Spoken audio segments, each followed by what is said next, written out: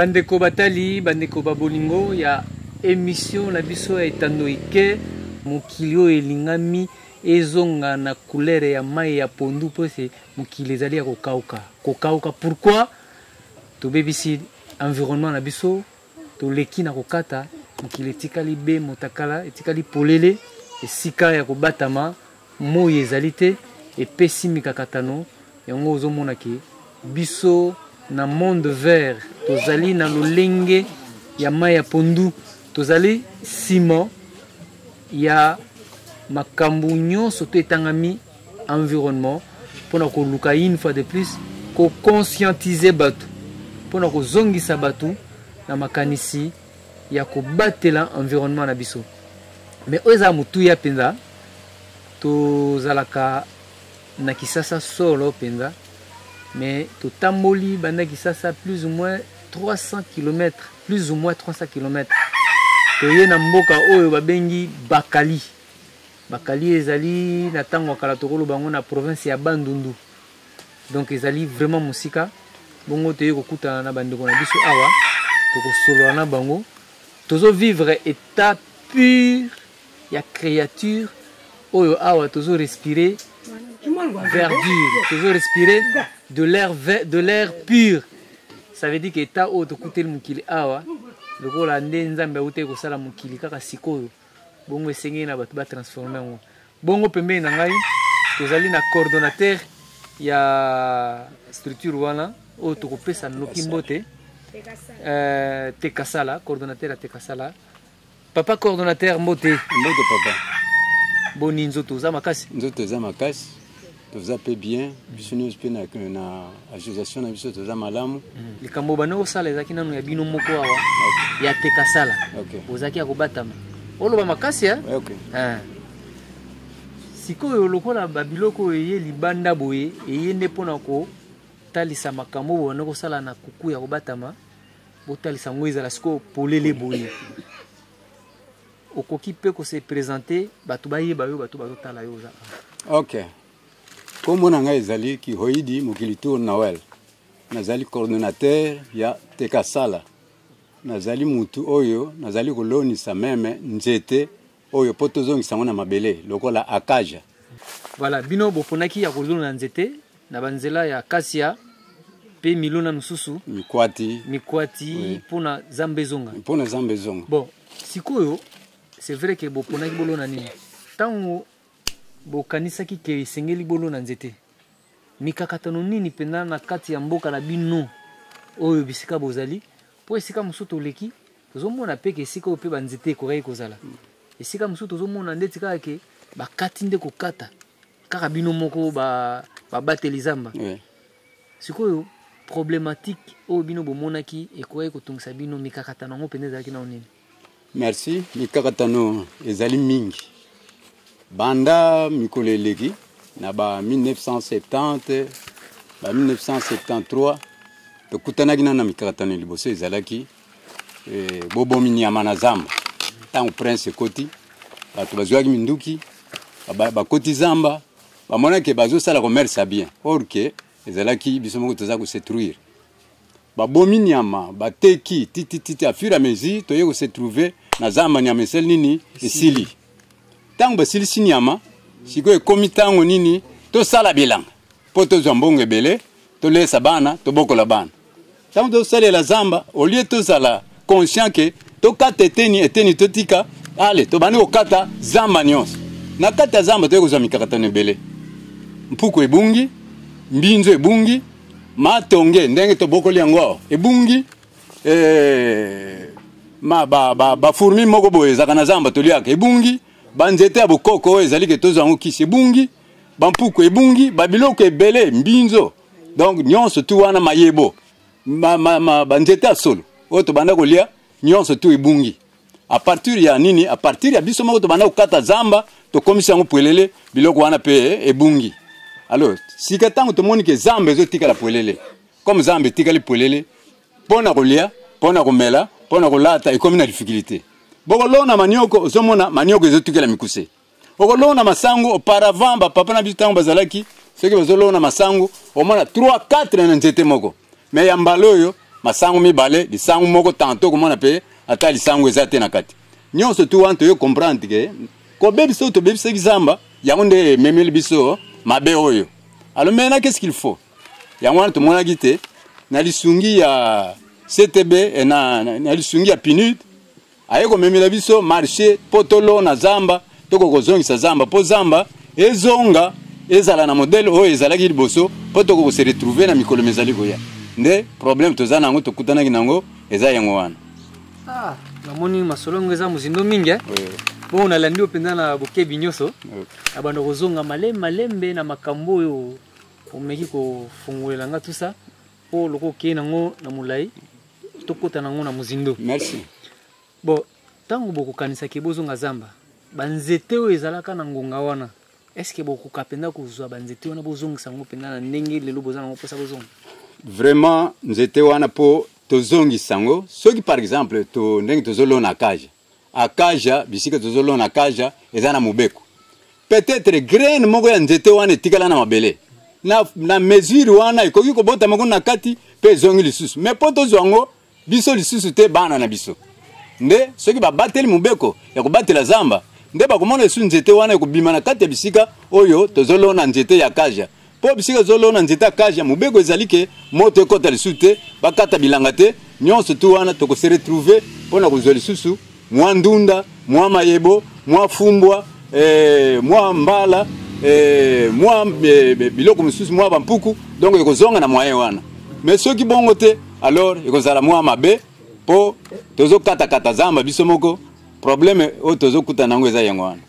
Mais tango ozotanga kombo banyama kombo puku ezozanga te puku aza très nécessaire soki na lobeli sola puku po ngai moko ndenge nazali awa nazalaki mozwi puku ya makasi tango tozalaki bana mike papa ke akatelanga tango papa akatelanga biso banda okende aux alentours ya bilanga po puku alingi manioko tango puku alingi manioko biso pe tokende aux alentours ya bilanga totietiete mwa mitambo lobi na tongo soki oke okokuta 50-60 oza nango tango mati mokolo wana bakolia kitoko bakomela pe kitoko puku mais biso na kisasa bapuku bazotelengana boye bapuku ya minene bakomi lokola balapin boye minene bino boliaka puku koto donc biso pe esengeli to bana kolia bapuku bazoko bon puku eza na kisasa ekesani na oyo ya biso ekesani mpona nini ya biso evandaka na zamba eliaka biloko ya zamba emelaka biloko ya zamba ezokola pe na zamba eza eloko ya kolia mwana tobwaka yango eza te mais oyo ya kisasa ezokola na bandako comme ezokola na bandako ezolia pe biloko biso batoliaka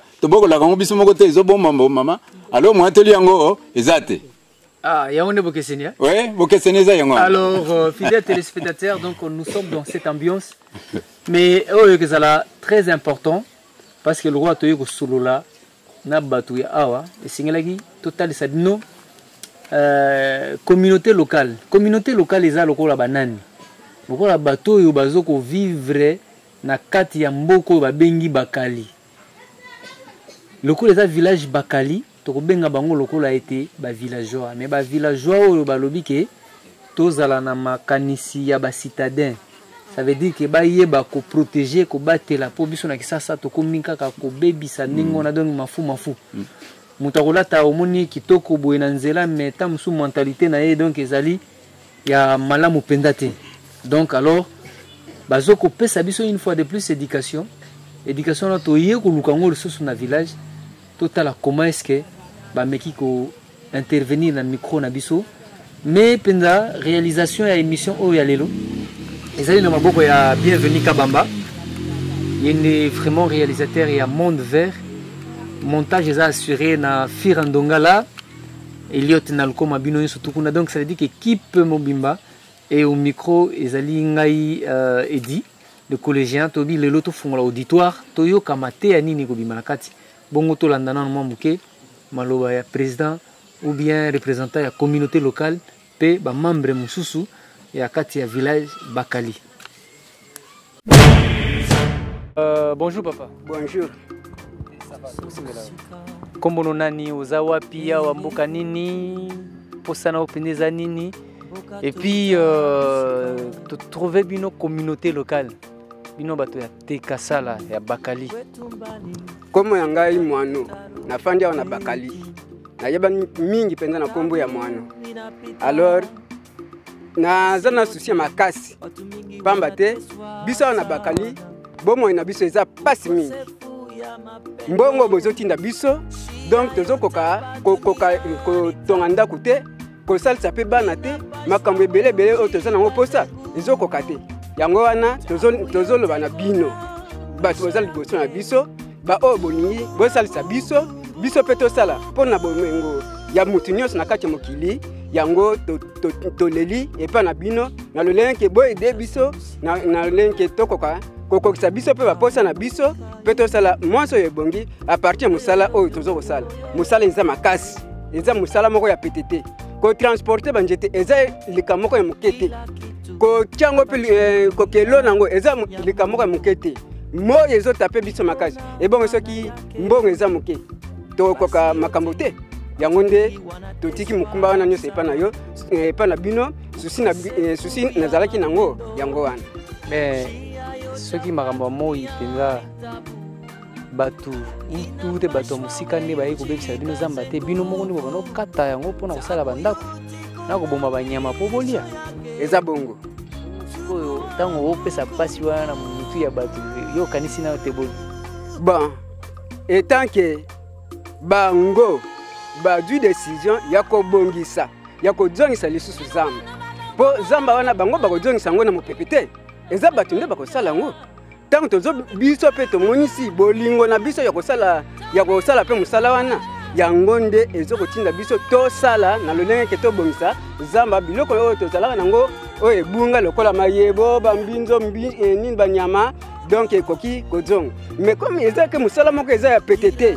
kolona nzete kokolisa yango eza lika moko ya moke te alors tokokosala yango na mwa eloko moko ya moke te mais bokanisa nanu bino moko na bisika bozala papa mwana ntango mosu okoseka na motuna otuna mpo namoni mwa kanda ezingisa balobi ndeke oyo apiololaka mingi atongaka zala malamu te lokola mwano elingi koloba nini yo oponi kombo wana mwano ya solo boyebi bien mwano aza mwa ndeke moko moke alobaka mingi me nde azalaka na ndako ya bakonzi mpe balingaka ye mingi yango wana kombo wana eza elengi mingi mpo na ngai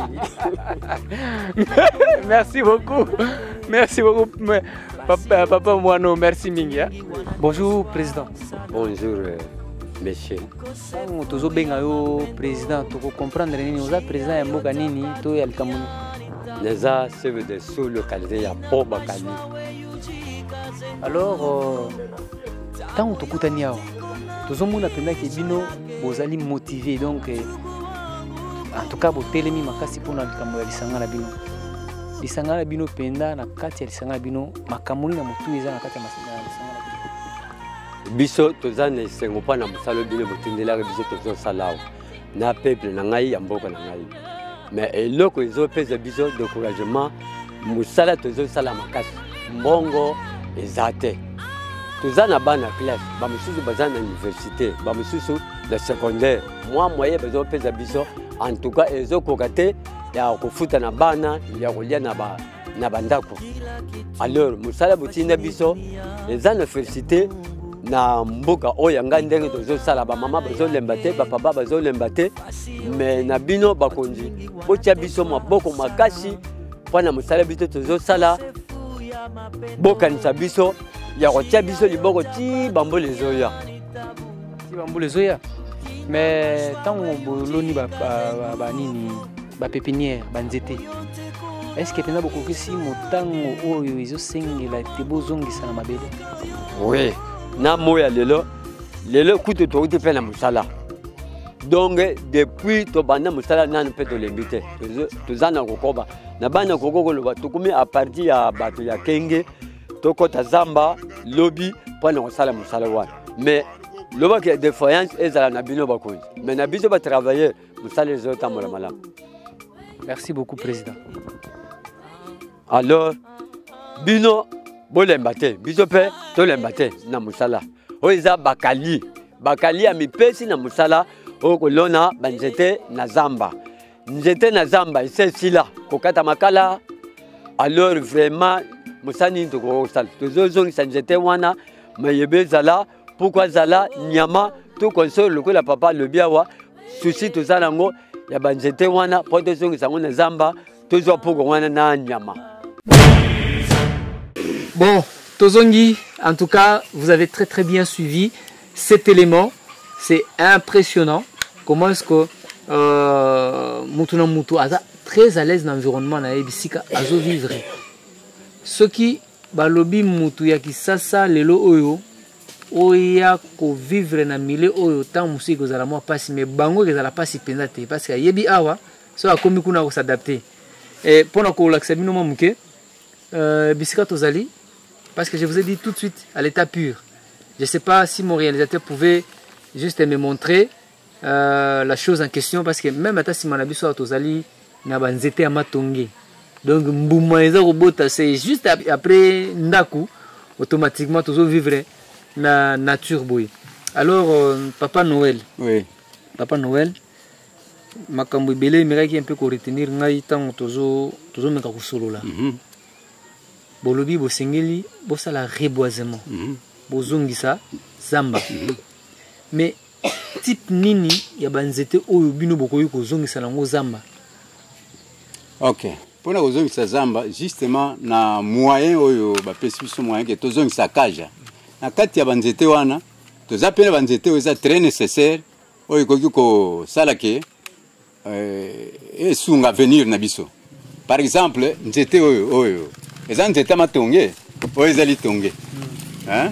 Et tovanda pena mboka oyo eza matonge tozobokola ngo tozongisa ngo nanu lokola ezali awa bana bakobika awa biso moko pe ba mikolo tokobika awa même ba vandi na Kishasa bakoki obika pe na matonge bango presque bayebi yango mais bayebi litonge nzete ali tonge bayebi te biso bayebi mbuma bayebi mbuma ouais mais kasi nzete bayebi te mais c'est aussi une occasion pour vous ya ko vivre nzete ali tonge ndenge nezala tala yutaka na banzete tout ça c'est une découverte voilà alors na simaya oyo toza susu na moyen ya kobokola banzete lokola oyo botaka mbinzo teleke oyo ya mulai oyo evandi awo to bengi yango mubudi bambinzo mosusu pe botaka kuna bon zambo nyonso bomoni toza na droit ndenge zongi boye toloni ba maraguja kuna nyonso tu soki botali maraguja ezali mais na Kishasa mingi bayebi maraguja na mbuma mais na nzete bayebi te alors nyonso wana tozomeka kosala loko tozongisa ngo sans tozongisa biloko wana ezali bonheur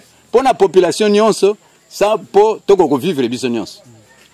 Alors il paraîtrait to yoka ki peke bosalaki ba pépinière bosalaki ba pépinière bosalaki ezaki na mutango boni pépinière to salaki ya liboso ezalaki 18000 plantes ya kaja ya mibale ezalaki 35000 plantes ya kaja na siko toza na besoin toloni déjà na esobe o toloni déjà 8 hectares 15e hectare tosali déjà piquetage toza na mesure tokende ko compléter na bisika na nyonso tout pour akaja ibi malam mais en entendant na bisika tozolona banzete wana toza pe na droit ya kolona banzete mususu ya kolia lokola banzete mbinzo lokola nzete safu lokola nzete mangulu lokola banzete mususu différent oyo ezali ke poto vivre nango.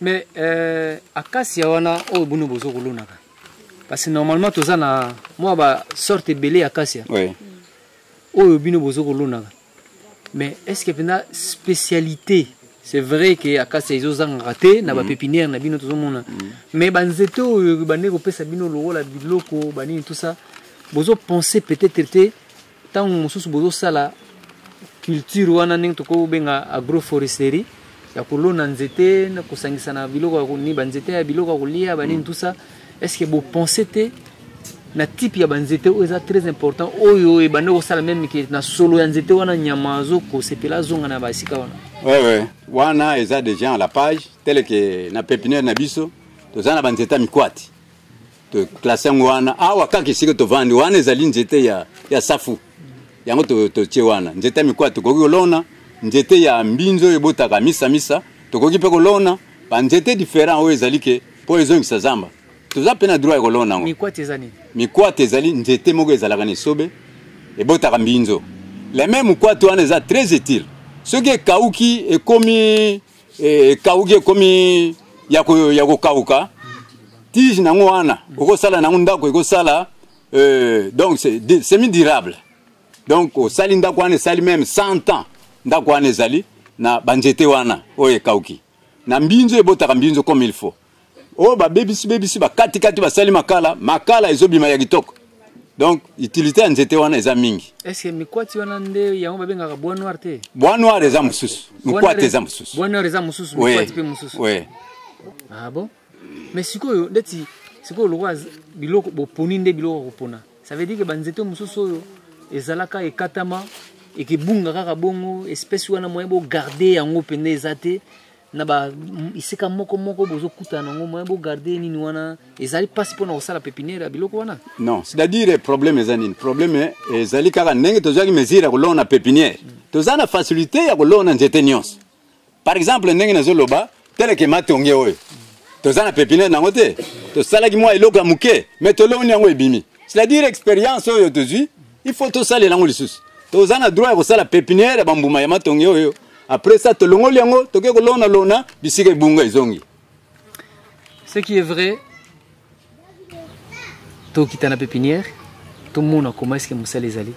Mais, entre autres, communauté locale paix, bah, ça peine a besoin, bah, en fait, biso dozan a besoin, to lobisa bango, to landa élément oyo, comme ça, to zonga, nabino na papa Noël.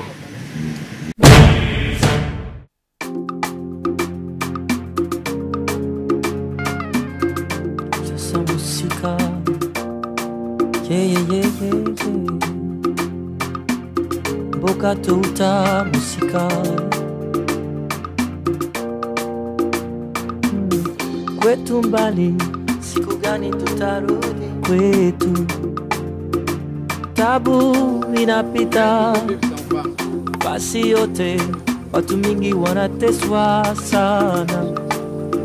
Ukosefu ya mapendo, shia yote hapa duniani tabu. Inapashwa wewe ujikaze nguvu, tabu yote kona mwisho yake. Ndugu wangu kumbuka.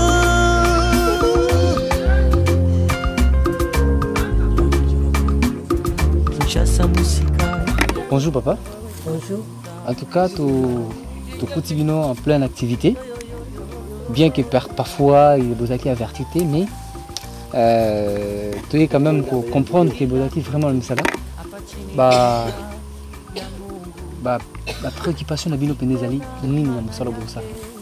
bonjour, la CPLI pour la commune de Bino, tous les Bino Banda Lobby, nous présenté de Nazawa, le président du comité d'approbation. Biso nde batu tozali penza placé pour la kotalisa batu molamo ya njete o. Donc toka ba songi la penza ki ba songi didi nti. Donc mo équipe didi betu toka ba landa ki salu bate di nti muluyandi kuluyandi ki. Donc toza na batu penza na gestion na biso tozali une équipe na biso tozali 30 ménages. Mais na kati ya mboka tozali une équipe o ezali na posa ya koya kokota tosala ba musala oyo. Mais via makoki oyo bakonzi batindeli biso ezali ya 30 ménages. Mais 120 ménages ezana libande eza en cours ya kokota. Via makoki wana tokokotisa bango babandi musala eko créer ndenge nini liboso nango eko bendela biso ka no bokosa ki biso mais mboka nyonso eza na posa ya musala via ba avancement au biso to bandaki nango liboso. Ah ouais, déjà nous avons combien de plantifs parce que ici 30 ménages où baza servi. Oh bah ça la musala. Alors ça veut dire que 120 ménages mususu la communauté locale bazo en a besoin ba baksa manani na programme na bino. Donc ça veut dire que surtout sali calcul boza 150 ménages où vous en a besoin pour participer. Alors ah ouais, sur le terrain ning to moni pépinière et singela bossa la combien? Bon, pépinière à liboso tout ça là qui d'abord fort propre la biso ya ngobo dali komona ngo 17 oyo ya mibali tout ça là qui 18 000 plantiles toloni déjà 8 hectares d'abord fort na biso tout ça oyo ya mibali to ça 35 ya ngo presque bozo mona ngo 35 000 chassis tout ça là déjà ngo yo déjà kobima déjà ndeko tout ça en cours à musala tout ça d'abord fort to banda qui a 30 ménages o 120 etikali ezalaki na po emoni musala tozosala baza déjà prêt ya kokota na kati ya musala. Mais o ezalaki présenté liboso ezalaki 30 ménages ba o musunde ba yego yasima baye pona petit ya musala na biso. Alors ça veut dire que o ba yesima bazela pe mwa muke tango boko kotisa rapport na bino ke batu babakisami bo bino pe bokotisa bango na programme, n'est-ce pas? Ndenge ezali tozozela kaka koyoka ya bino bakonde bozomona pe bozomona misala yango sur le terrain. Tueka hingila kaka ben lumona lumwene déjà. Donc lutu hitika makuta samu basala okisalu yenzala tombuka kulumuka donc nzala. Donc yesala yeyitila akaka fani bwa fido tiber pedika tu hingila samu kisalu kyaki tiber mbon. Donc kisalu basala okuyenzala. Donc nous apprenons à kosala musala mbongo kisalu yangonde mbongo. En tout cas matondo mingi papa, matondo vraiment mingi. Appréciation na biso ezaka musala toujours sala bien. Ba ménage baza peu impliqué na musala yango. En tout cas au moins que chaque jour ceux qui musala eza activité za bazalaka présent. Na yango na lingi ke na émission toujours sala na lancer pe même message na ngai na ba partenaire national tant qu'international ba o balingi ke ko appuyer biso pour que musala o toza na ba pépinière et kende liboso baya na bassin ya Bakali précisément bisika nde structure na biso eza bisika toujours sala toujours œuvrer na musala etaleli agroforesterie. Bon relever les biso mom qui est kaka bref difficulté na bino parce que besoin sopesi difficulté au bino bokona difficulté toza nango na moment oyo tozo sala misala eza ya côté ya finance. La finance dans le sens que ba ménagère bazo sala moi petit bazo simba bon bazo simba ngo étant que moi petit rien mais ba partenaire balingi ba ya ko financer biso bien ko appuyer biso ba luka pe ko tela biso moi misolo e ko simba pe na ba ménage ba futela ba na mbongo ya classe ba somba pa ata moi tol na musala bazo sala parce que on était oyo to kolia ngo pelelo te moi 10 wana ba ko pesa biso ba me ko futela ba na mbongo ya classe ba somba pe moi tol pour que même mbongo toza pe ça la pe moi na ko équilibrer. Tout à fait tout à fait normal. Merci beaucoup. Évolution à bino musala ba mama bomoni yango ndenge. Bon misala na biso presque to moni yango eza bien.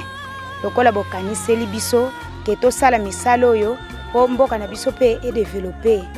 Po omoni ke soki to sali banzete oyo bino bo financer biso moi géographie bon tokoki ko équilibrer.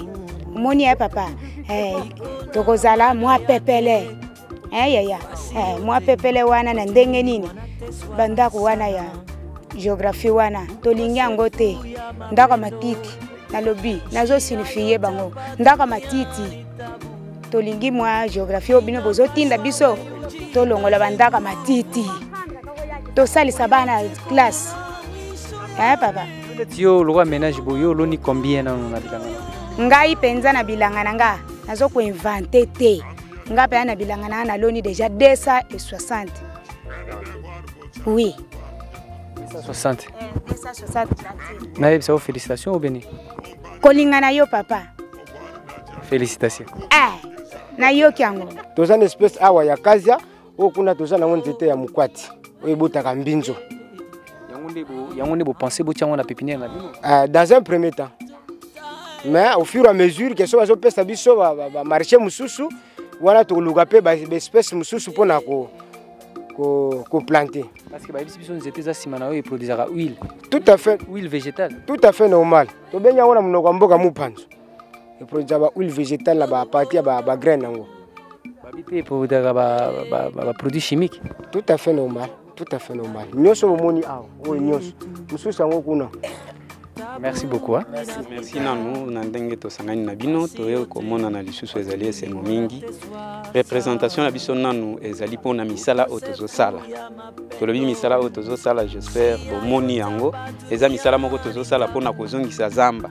bamisusu balobaki nyama balobaki mbinzo balobaki nini mais zamba wana toza nango susi moye ekomi makasi bambula ezonoka makasi eza mpona biso pamba te na kati ya pomba kali soki tosali yango boye pour dire que tosali yango nanu mpona Congo mobimba mokili mobimba mpo moi ezotake kaka na pomba kali pamba te na Kinshasa moi ezali bambula mpe ezonoka bisika nyonso bato bazali yango susi ezalaki tosala mosala oyo sikoyo na mosala oyo tozosala susi na biso eza nini lokola tozosala bandeko balobi mingi tokokai kozongela lisusu te kaka bino bakonzi na susi wana bino nde bozali misu oyo bozotala biso na ndenge borezonaki nanu biso te bato tozali koablige bino mais ezali volonté na bino sikoyo esala mpo bofongolela biso motema biso tosala tobongisa mpe mpo misala yango ekende malamu lobi bana na biso bien génération oyo ekoya na nsima na biso ezala malamu na misala biso tozosala mpo totika yango mpe na maboko ya bana na biso.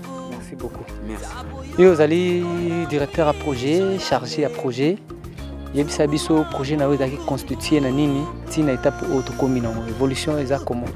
Ok, merci mingi merci l'évaluateur ou journaliste. Projet na ngai na kati ya mboka na ngai na monakebo. Tozali na organisation Femmes pour l'environnement. Hein? Ezali koloba ete tozali na crise ya climat na yango tolingaki biso moko tozwaki makanisi ya kosala organisation forestière oyo ezali appui à la régénération forestière du bassin du Bakali au Congo. C'est ça l'objectif de notre projet.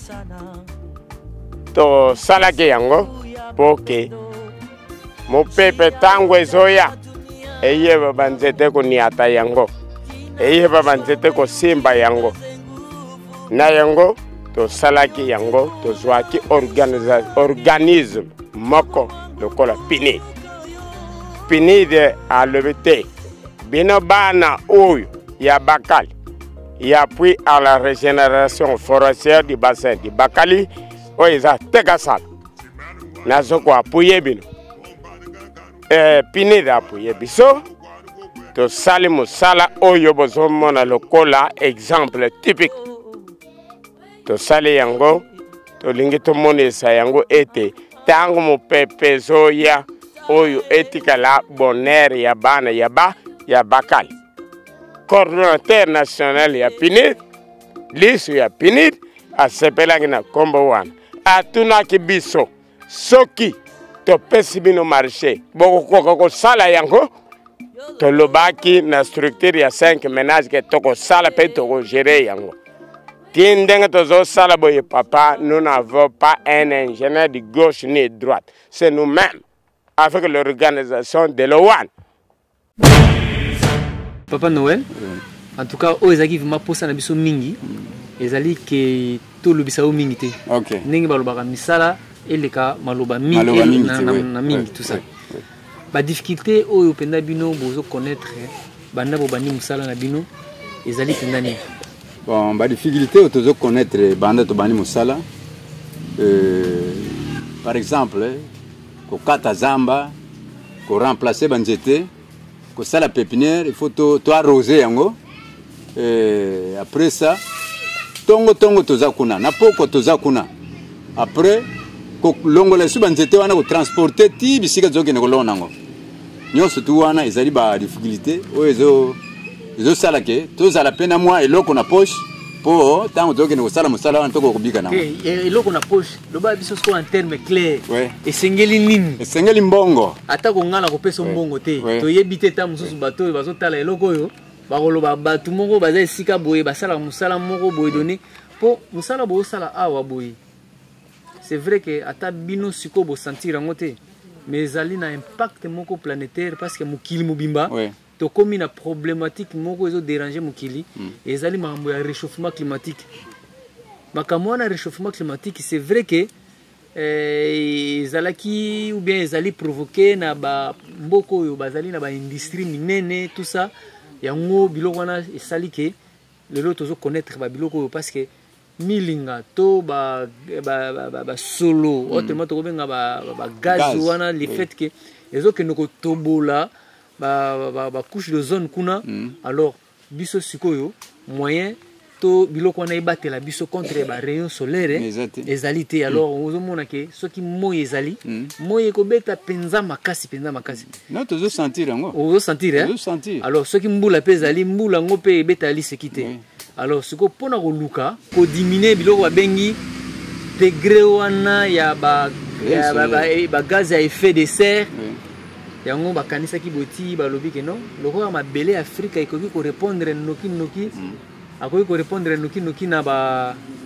tante wana tout ça esengeli nini baya awa totala lolenge nini tokoki kolona banzete mpona komeka kokitisa mwa nini wana tout ça alors bino bato bosalaka mpenza mosala yango po talisanga na maboko na tala maboko na ndenge na omoni ke maboko na biso eza différent ça veut dire que oyo yebi ko simba machete non oyo penna soki simbi machete eza ma passe eza ma passe sikoyo esengeli yo oloba na bato oyo bakoki kozala mwa mtema malamu ata mususu eza kaka moto aza bailleur de fonte ta mususu bato pe bakozala na mwa mosolo abiki mpona mboka na biso tikala sala boye pesa no message wana eloko pende eza uti na motema yo vivaka oyebi ba pasi ya baposa biloko na bino ok ya solo tozoloba na teleke ba ONG ba association to ba bailleur de fonds biso pe tozobuna na mosala makasi awa ya kozongisa zamba